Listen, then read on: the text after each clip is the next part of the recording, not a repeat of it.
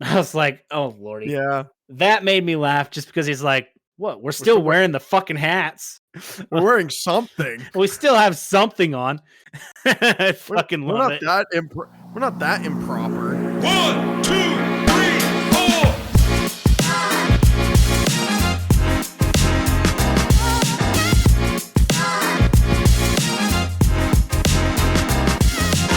Welcome to the Nerdtaku Podcast, where we watch so you don't have to. I'm your host, Eli. With me is my co-host, Ben. Hey guys, happy to be here. This week, we'll be reviewing the 2019 miniseries, Chernobyl. Spoiler warnings ahead. Ben, my dude, are there spoilers? I mean, you know I'm gonna say yes. There's spoilers in all our episodes. Exactly. Director, Craig Mazin. Main cast, Jared Harris, Stellan Skarsgård, Emily Watson, Paul Ritter. Ben, when I heard about this 2019 series called Chernobyl, I had many questions because I was not born at this time. I don't even think I was a conceptual thought at this time. I had so many questions because I've heard of Chernobyl. They never talked about it in school. We never really dived into it like Chernobyl happened. No, it never was brought up in our educational learning experiences. I was intrigued. What were your first thoughts when we decided to watch Chernobyl? Honestly, I had no idea what it was. I didn't even hear about it. This is the first time I've ever heard about it. When we watched the trailer and it said all the stuff about it being the untold true story, that's what intrigued me. So going into this, I had no idea what it was about, kind of read the synopsis. I have some thoughts having watched this, but overall, the story was pretty intriguing. The synopsis for this series is in April 1986, an explosion at the Chernobyl nuclear power plant in the USSR becomes one of the world's worst man made catastrophes. It's a story that was bone chilling, to say the least. Not being alive for this, I'm kind of glad I wasn't because this is such a tragedy. I don't think I could have handled it if I was around the age of these people. Overall, I gave this series a 9.5. I gave it an 8.75. Okay. Let's dive into this. Let's go with plot. Plot, I gave a 0.75. I gave plot a 0.75. Why could it not be a 1 for you, Ben? Story was great, followed shot for shot true events, but I had a problem with Vasily's wife, the fire brigader's wife. I didn't understand why she was there. There was no point in having her in the story until the very end when you find out that she gives birth to a baby and the baby soaked up the radiation and it died 4 hours after birth. She really didn't need to be in this story specifically. I understand that's a tragic event and it's giving education on what radiation does and how the fetus ended up sucking up the radiation so that mom didn't get sick, but the baby did. And that's what ended up killing it. But the whole plot line of Vasily and her, there was nothing there. It didn't need to be there. It was just filler. But other than that, the premise of the core exploding is very intriguing because it's not supposed to happen, and it did. They had to seal the dead in wood caskets, then welded them into metal caskets, threw them all into one grave, and filled it with cement. That just tells you how dangerous radiation is. The fire brigade's clothes are still over radiated in the basement of the abandoned hospital. There's so much to this plot line that's great. And then you find out in episode 5 what actually happened. We finally figure out that the reactor exploded because flawed reactor design, inadequate training from personnel working with the reactor who attempted an experiment that shut down power regulating systems for the reactor. They withdrew most of the control rods from its core while allowing it to still run at 7%. Anatoly relied on the emergency safety system AZ5, Yeah.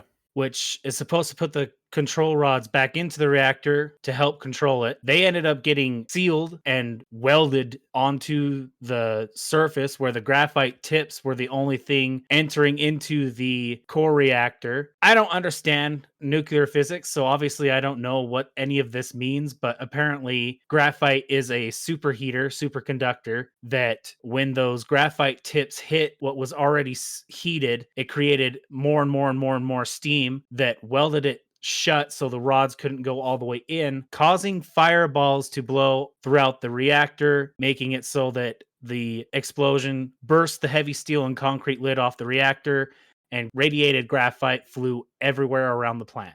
And that's shown when one of the fire brigade people picks up a piece of graphite, and seconds later, his hand is burning.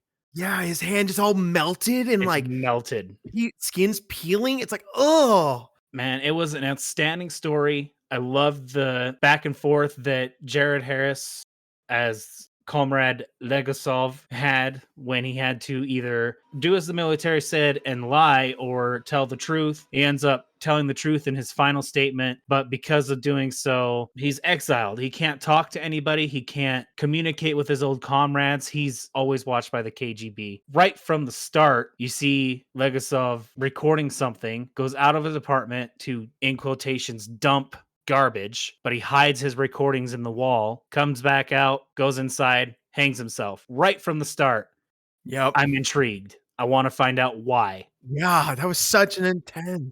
Pulled me into this story. The plot was awesome. I just didn't understand why they focused so much on Vasily and his wife. Just so much filler that didn't need to be in there. So, overall, great plot, but there were a few things in there that just didn't need to be there.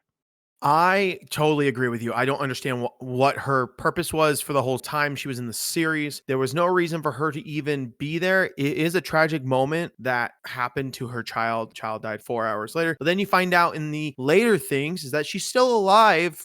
It's still crazy to me that that happened, but there was no point for her to be there. Also, there's this whole thing in episode 4 with that young man who never held a gun before, and he was on animal patrol killing animals. Yeah, what was the point of that? There was no point in that whole sequence. Why did we have to watch a grown boy who's 18 having to go shoot animals and see that? I have a hard time with that because, you know, animals are my thing and I love it. I love dogs. Dogs are precious to me. But it's still like, why do you have to show the child changing from this boy who never smoked or drank to he's smoking and drinking and he has heavy bags under his eyes? I understand that this whole thing was a tragic thing, but you didn't need to show that. That was just filler for the whole episode 4. Because then they said the title of the episode in the episode when they're sitting there eating sausage and drinking after half their shift of shooting animals, and it's just hanging off this building. Mankind is happiness or something. I forget the name of the episode, but they just said it. I'm like, wow, you just had to bring the episode name in, didn't you?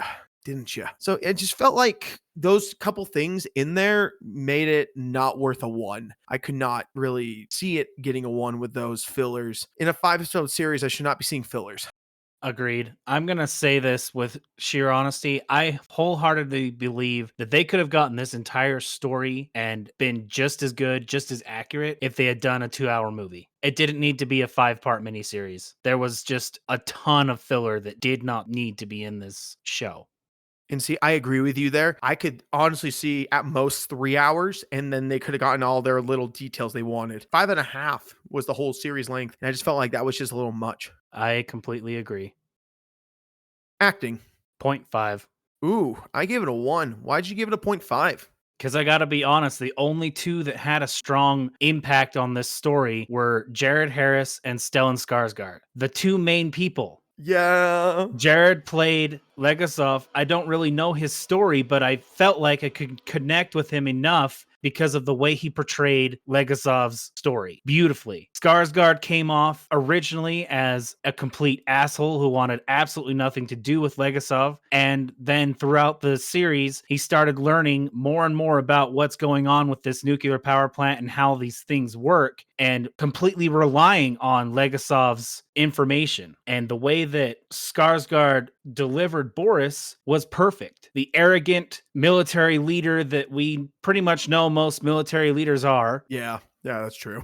To becoming absolutely humbled by the end when he finds out that he's dying and the truth needs to come out, period. So he tells them to let Legasov tell what happened at Chernobyl, the truth during the trial. It was beautiful. Skarsgård did an amazing job. Every other person did really well, but they weren't great. I didn't feel like there was a lot connecting me to the story through all the other actors. Emily Watson did a good job. She was a made-up character brought in to accumulate all the scientists that helped Legasov, but still her acting was kind of lackluster. It wasn't terrible, but it wasn't where I could connect with her. Paul Ritter was in for 4 episodes, but every time he was in, I felt like he was forcing his character. It wasn't like what I felt with Skarsgård, where I could connect, or with Harris, where I wanted to learn more about this certain character and feel and connect with him. Ritter was more of an antagonist throughout that just didn't feel like much of an antagonist to me. It was very forced, I guess is the best way I could put it. There was nothing to connect to, in my opinion.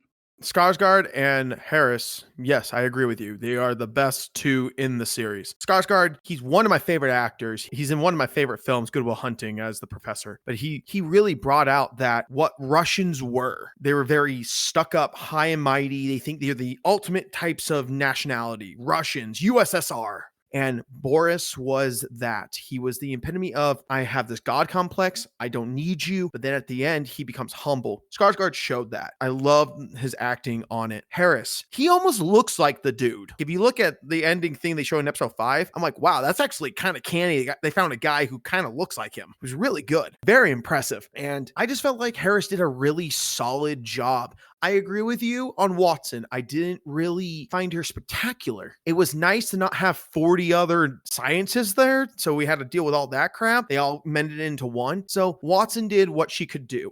I did drop my score as you were talking down to a 0.75 because I do agree with you. Watson wasn't really powerful enough to make it a 1. And Ritter, I honestly understood because I had to look at it as back in the Russians in the 80s and 90s, they were very tough. They never wanted to talk. They just stood their ground and they were just assholes, straight assholes, and smoked a lot as what I get the picture of. That's how they were portraying it. And Ritter, he was there, but it just didn't feel natural for him, like you said. So I dropped to a 0.75 because solely I do think Boris and Legasov, those actors did such an astounding like partnership. There was that moment in the acting where those two are hugging each other with the rovers on top of the building working. They were generally having a good time and they were showing that in the acting. And I just thought that was so nice to see in this time of tragedy, these actors showing these characters are human. Character development. 0.5. I gave it a 0.75. So mine basically goes hand in hand with acting. Harris portraying Legasov the way he did. He started out as this person who wanted to help. Then the government got involved. He had to lie during his first testimony. He had to figure out himself. Then he got to the final trial. Talked to Boris, who is coughing blood, basically getting ready to die. And he decides, all right, I'm going to actually tell the truth. I'm going to do what all these other scientists have told me to do. I'm going to tell the truth. So he does. That brings his character development. It shoots high because it shows, you know what? I'm not scared of these guys anymore. They may end up killing me. I'm dead anyway. The radiation will get me in 5-10 years. I'm dead anyway. So I'm going to do this. Tells the truth. Same with Boris. Starts out stuck up, powerful, wants nothing to do with Legasov. Then they get to the plant. He experiences the helicopter going down because it gets too close, even though Legasov told them not to do that. He gets to experience what the people look like after getting out of the radiation, what is going to happen when miners and the swimmers are going to go through. He has to decide, is this what we have to do to save millions, sacrifice the few to save the many? He has to make all these hard decisions, and he goes to Legasov for this advice, for what do we do? His arrogance dropped dramatically throughout this series. Absolutely amazing. But that's the problem. It was only those two that had development. The scientist, Professor Kumyuk, never changed. She found the radiation in her office, called Chernobyl, couldn't get the answer, went to Chernobyl, helped figure out what to do to solve Chernobyl's problems, but that's it. She didn't develop. She stayed steady all the way through. Her opinion was the same all the way through. There was no up or down. There was no fluctuation in her character. There was nothing that made her question herself or question authority. It was all the same throughout. And then Paul Ritter as Anatoly, I cannot say his last name. I'm just going to call him Anatoly. He wanted to save himself. He wouldn't talk with Professor Kumyuk at all while he was in the hospital recovering. He forcefully made people do things they weren't supposed to do. And then when he got on trial, he tried convincing everybody that he wasn't there. He was on the toilet. It wasn't him. There was just digression all throughout Anatoly's character. All he wanted to do was save face. Which digression is important, but after digression, you need some progression as well for character development. And I just didn't feel it. And those were the main people that really had screen time focus. It was all Skarsgård and Harris's characters that had the development. So I couldn't give it higher than a 0.5. It was strong development. It was huge. But because it was only 2 people out of a cast of 6, unfortunately, I had to just give it a 0.5. I love Boris. Boris overall is my favorite character in this series. He was a hard ass in the beginning, and that hard ass became really controversial because it sounded like he almost wanted nothing to do with this whole project. But then you learn that he's listening to Legasov, and at one point he threatens Legasov he's going to throw him off the helicopter if he doesn't explain how a power plant works, nuclear reactor works. And even then, when he's done explaining it, he's like, okay, now I don't need you because I know how a power plant works. Yeah. There was tension there throughout the whole thing, but Boris woke up when Legasov said, we have maybe 5 years to live because we're not in it, but we're right next to it. So we may die of cancer. And he's like, oh. So then he realizes, oh, I'm waking up. I gotta. The comment Legasov made about lifelong politicians, he's like, I'm a lifelong politician. The development of him understanding, what am I doing? My life is kind of over for doing this. So why not be truthful? I loved when he stood up in court and said, finish. Let him finish. Let Legasov finish. And it was like, Boris, my man. I know. My man. I was literally clapping. I was literally clapping when he got up and told him to let him finish. I was like, your character is completely different from the beginning. I fucking love it. You improved dramatically from this experience, and I fucking love it.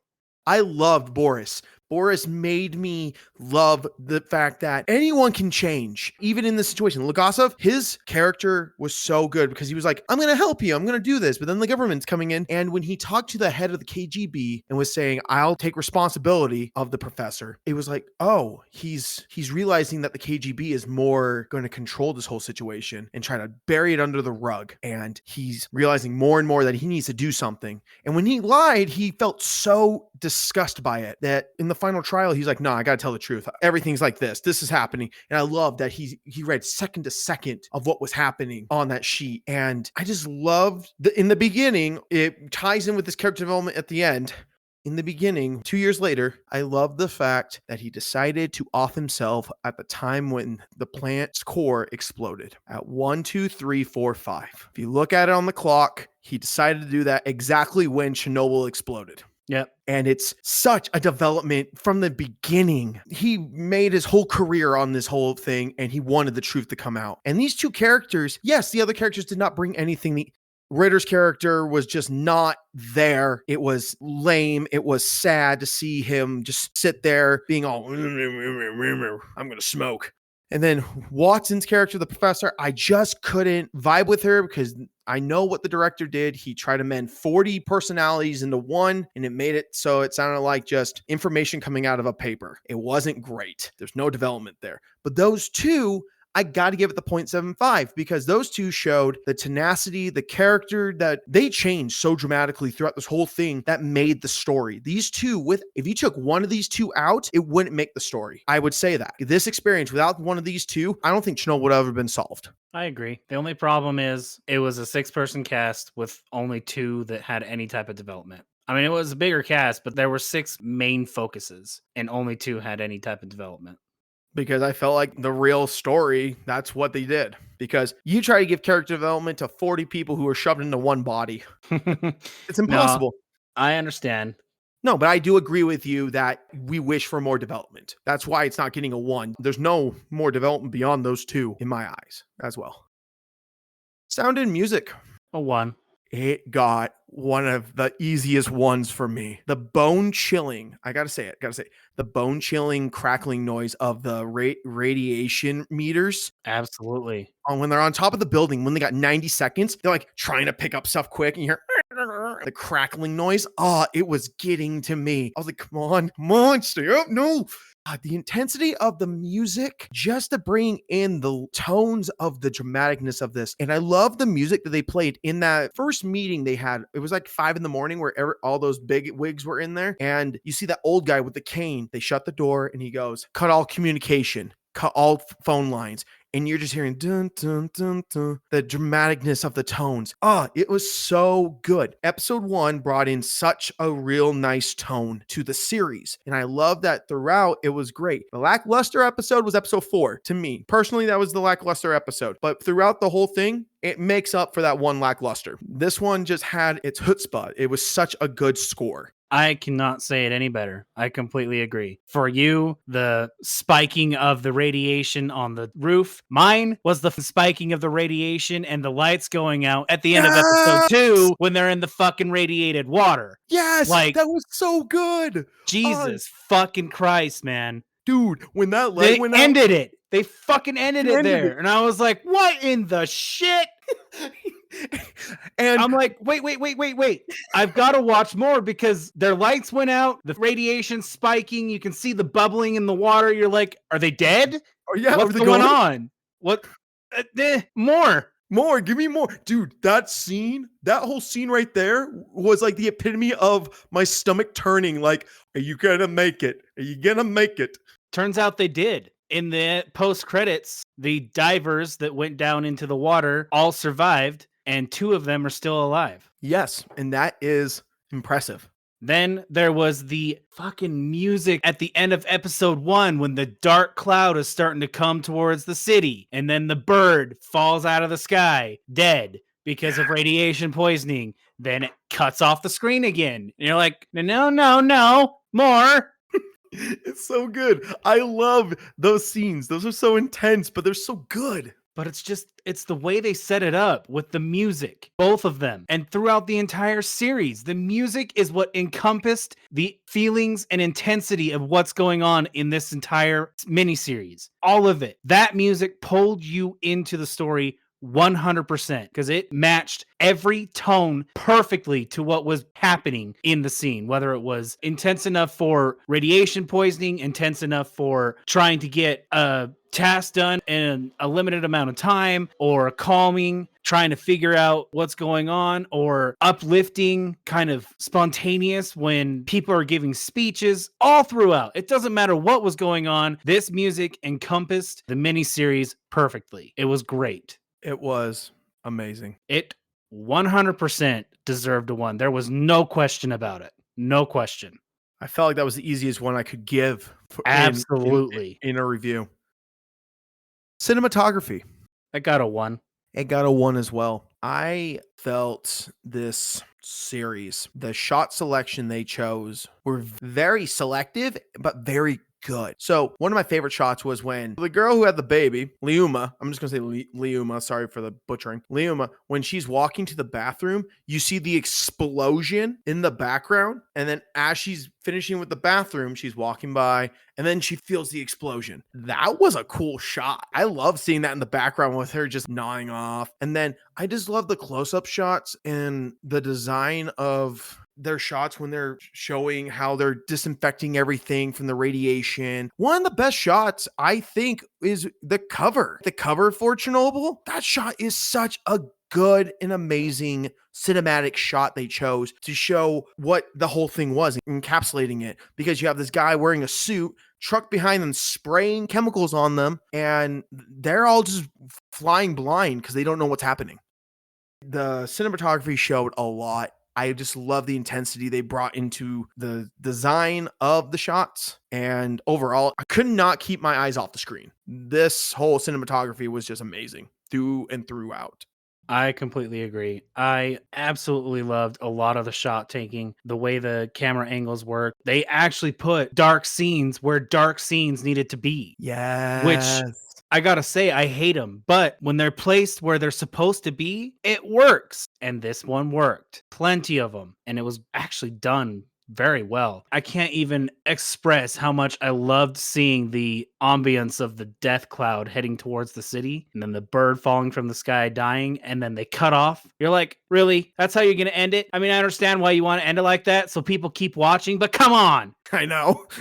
Same thing with episode 2. Goes dark when all the lights go out and you can still hear the ticking of the radiation meters. And then the freaking people on the bridge when they're watching the scene and it's slow motion wind blowing through their hair and the ashes of the plant are coming down on them. They have no idea that they're getting radiation poisoning because at the end credits it says that there were no survivors of anybody that stood on the bridge, and now it's called Death Bridge. They had no idea that ash was radiation coming down on them, and they're just happily enjoying all this ash coming down on them, the wind blowing through their hairs in slow motion.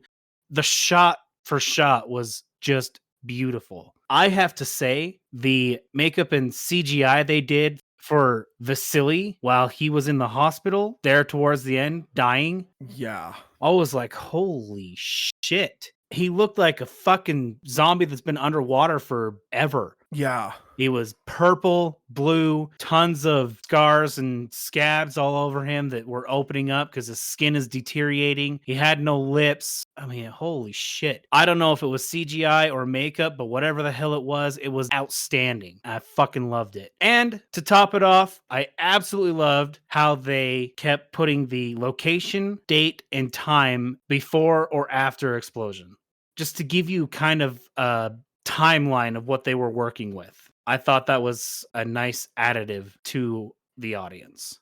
I did love the understanding of what time it was when things were happening. That was such a nice tone to bring in so you can understand if you've never been there. If you weren't there, it was actually really nice. Also, I want to say, like you said, the makeup on those guys with their skin falling off, it was bone chilling. That was that good. I just had to bring that in. Oh, it was so bone chilling. It was very impressive. Directing. I gave that a 1. I gave it a 1 as well. I loved the direction the series went. Yes, the fillers were not great. Don't get me wrong. I have the negatives with the plot, with those fillers. But I love the fact that he started off with a boom. Started off with a let's off someone and explain how he got to that point. So good. I love the direction they came with the shots. Also, the director, I love after each episode, they explained some of the shots they did and why they did it that way. I love that. That made me feel like the director really wanted to show what his thought process was. And I'm a sucker for that crap. I'm a sucker for director's commentary and understanding what went into the shot. So this whole series, I thought the director did a superb job with handling the seriousness of the story very well. Yeah, man, you said it. I'll basically repeat. He knew exactly how he wanted this story to get out, how he wanted to be portrayed, chose an amazing person to play Boris and Legasov. It was delivered perfectly through the way he coached Skarsgård and Harris into their characters. They delivered it enough to bring you into the show, really connect with the characters, love their character development. And Craig wanted the story to go a certain way. He wanted it to follow a certain path, and it did from the beginning to the end. Again, yes, there were some fillers that didn't need to be there, but the story still got delivered perfectly. And I got to give 100% kudos to Craig because now I understand exactly what happened in Chernobyl, which I had never heard of before. Real life events that affected an entire fucking nation was never taught to me in school, which I don't understand why, but now I know the events of Chernobyl through this film because it was accurate. I looked up a lot of the facts after watching the film to see how much alternated, and it really didn't alternate path. It was delivered beautifully. I agree. Attraction. 1. That got such a good one from the get-go. Bang. With his death. I was like, wow, I want to know more. Why? Why is he at this point? And it's kept me going. Boris, Legasov, those guys kept me going. And it was just so good. This series, when growing up, I heard about Chernobyl. I didn't know much. I saw some docu-series on the History Channel as a kid, but I never remembered it. And then I saw this and I was like, oh, okay, let's see how this goes. I'm intrigued. The trailer hooked me too. That trailer was so good. And I am not disappointed at all with this series. I'm not disappointed with me watching it. I enjoyed my time.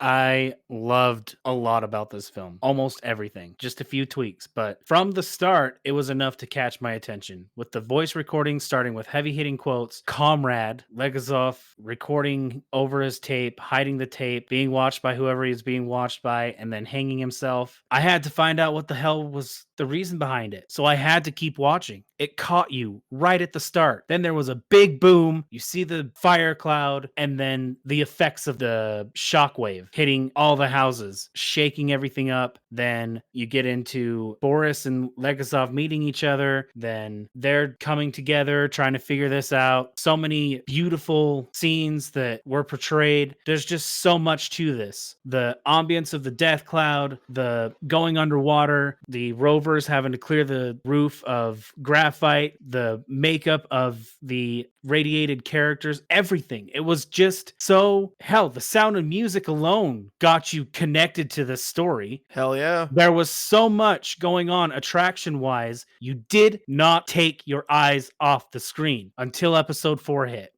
Other than that, my eyes were on that screen. My full attention was on that screen. After episode 4 and episode 5 comes out, the trial is happening. I never took my eyes away. I wanted to hear him explain exactly how Chernobyl exploded. That's why I was able to get on the plot exactly what happened from episode 5. The attraction was just so strong. Everything was there. Sound of Music, directing, animation, your character development, your acting. It was so powerful that you just couldn't look away, man. Couldn't look away. Nah, I agree with you. You couldn't look away from that. Dialogue. Gave it a 1. I gave dialogue a 1. For me personally, I couldn't remember a lot because my memory is really bad with dialogue. I forgot to write some down.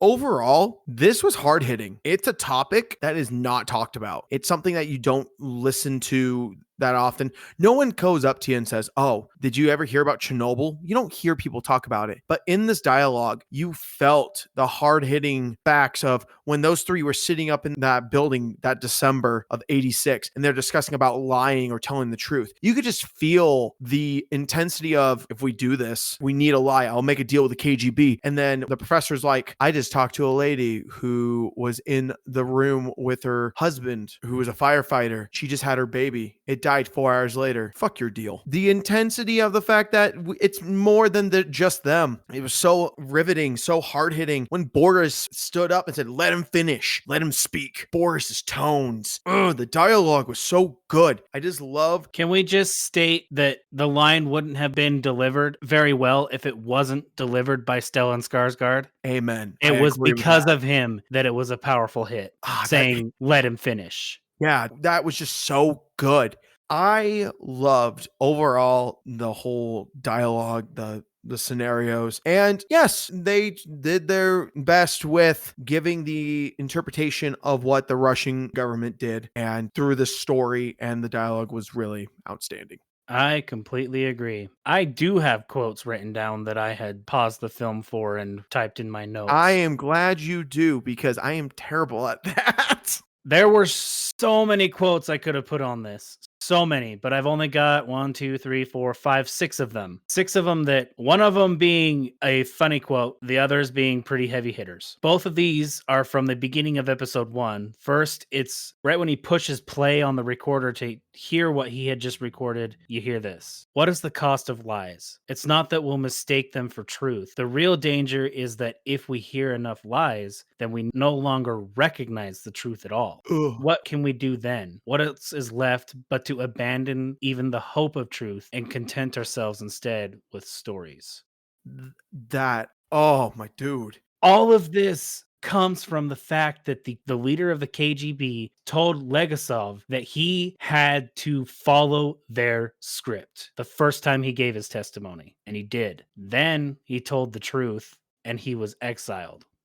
Another great quote from the beginning of episode 1 is, "To them, a just world is a sane world. There was nothing sane about Chernobyl. What happened there, what happened after it, even the good we did, all of it, madness." He feels terrible because he had to send in 3 people who ended up surviving, but he died before he knew that they had survived. 3 people into the water who basically volunteered to give their lives to drain the tanks so that the water doesn't become a lava and a steam that will rise. Then they had to sacrifice people on the roof to get the graphite off the roof. Then he had to sacrifice 400 miners working day and night to get underneath the building with hand tools. They couldn't use mechanical tools. They had to use hand tools to get under there and put a stronger foundation underneath so that it didn't seep into the soil.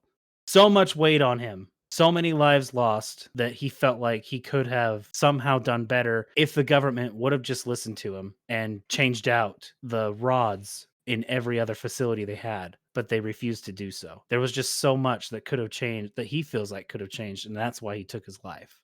There was a line that I just remembered. Remember when the miner went up to them? He's fully nude at this time. He asks a question. He goes, "Are my men going to be taken care of?" And Boris Foley goes, "I don't know." That's the honesty that Boris became. Finally. When he said that, it was like, yeah, he doesn't have an answer for you. I just had to bring that in. Sorry. No, it's a good line because he was looking after his crew. He wanted to make sure everybody would be taken care of, including their families if they died. Also, I don't know if you have this line. He's like, if these masks work, you'd be wearing them. Yeah. Right when he gets there. He's like, Yep. if these masks actually worked, you'd be wearing them. And he threw it down the table and just took the whole pack of cigarettes beforehand and just walked out. They also used real recordings of phone calls to the fire brigade right after the explosion happened. And while the dispatch words are coming across the screen, it's got it translated underneath of what they're saying.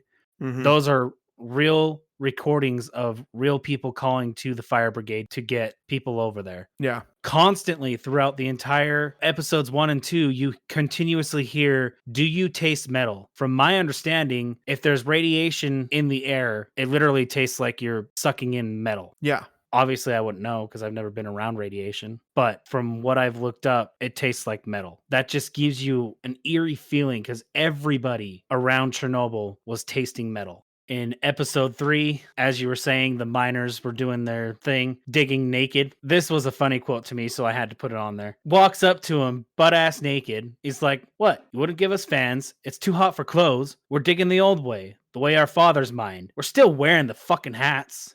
I was like, "Oh, Yeah. boy." That made me laugh just because he's like, "What? still We're wear- still wearing the fucking hats. We're wearing something. We still have something on." I We're fucking not love that it. we're not that improper. And then one of the very last things that Legasov says at the end of the trial, "Every lie we tell incurs a debt to the truth. Sooner or later, that debt is paid." Ow. Yeah. That right there is very powerful Ow. because you cannot hide your lie forever. Mm-hmm. Nobody can. Sooner or later, that debt is paid. That's a heavy hitter. There were so many in this. So many. I didn't get them all. I definitely didn't get them all because throughout all of this, the writers knew what kind of message they wanted to show along with the director. Trust me, you watch this, these quotes are going to hit your soul. Yes. There's a lot of them. Amen to that.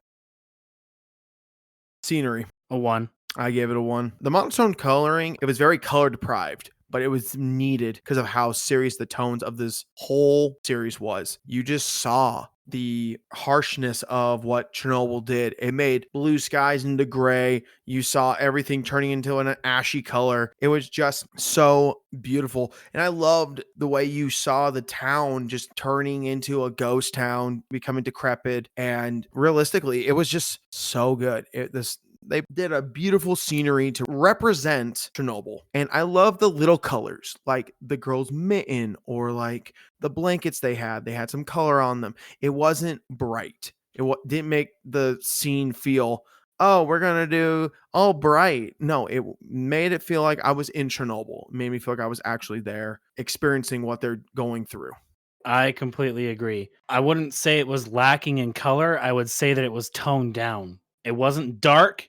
It wasn't bright. it was toned down into more of an eerie, abandoned type feeling. Like you said, ashy color, ashy color. There was still color, but it was not vibrant. It wasn't eye popping. It was enough to show that there was color, but it wasn't too dark like a lot of films do for ambiance. This one showed that there's still a little hope in trying to get this worked out, but it's very bleak. There's a lot going on at this specific time that too much color wouldn't give the right message that they're trying to portray. So the way they delivered it really matched the intensity and struggle that these guys were trying to overcome. The entire nation was trying to overcome, not just Chernobyl, not just these certain scientists, not just the government. The entire nation had to recover from this core exploding.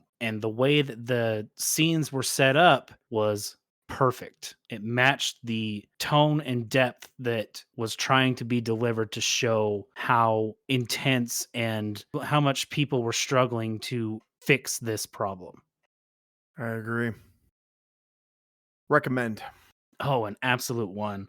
I gave this such a unanimous 1 on the recommend. This is not a lighthearted series. I will say that. I will say I recommend this to anyone who wants to know the truth to themselves. I never knew this story. I barely knew it, and I learned a lot. I dived in myself and I learned so much from this. And because of it, I do recommend it to anyone who's intrigued by learning it because it's real. It's intense.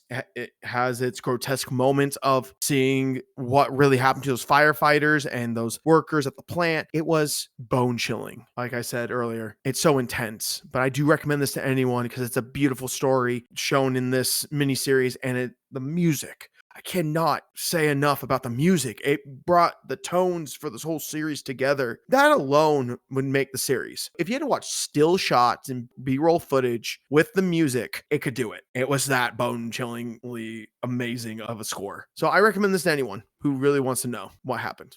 I highly recommend this. I am a strong seeker of true event stories. I try to find them, watch them, learn. I love it. I love history. I love learning new things. I had never heard of Chernobyl until this was suggested for us. We watched it and I loved it. This is a story that I believe should be taught in schools. It's something that affected an entire nation. It still affects an entire nation. Chernobyl still can't be lived in because of this accident. Firefighters' clothes in the basement of the hospital are still highly radioactive because they went to fight the fires not knowing that it was radioactive outside.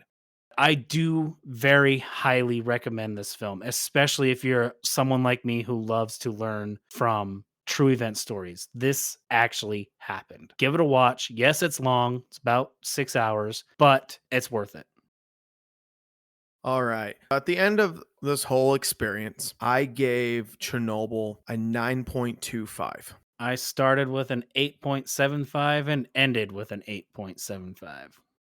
As we wrap up, we're going to talk about next week's episode, the 2014 sci-fi drama thriller Ex Machina. We watched the trailer and boy, the music in this trailer was so good. It's intense. You felt it. But this trailer feels like it's going places. It's interesting. The concept seems okay, but don't know how I feel. So I'm going to give this a 6. I got pretty sucked into this trailer. The music intensifies it. He's screaming at the top of his lungs. There's some AI girl is what it looks like a robot thing, kind of like iRobot, I kind of feel. Seems to have a mind of its own. There were quotes given throughout the trailer that were pretty cool quotes. I don't know. I don't know what I think. I don't know how I'm going to feel about this. I like the fact that it's sci-fi and kind of go into AI, kind of showing how dangerous AI could possibly be, I think. So I'm going to give it a 7. All right. As we wrap up, I'd like to say thank you to everyone to tuning into this week's episode of Nerd Taku Podcast. If you want to find us, we are on Instagram and on Threads at nerd_taku_podcast. And we are also on YouTube under Kingdom Notes Studios. You can find us on all major platforms where you find your podcasts. So as always, guys, thank you for tuning in and have a good week. See you guys. Hope to see you next week.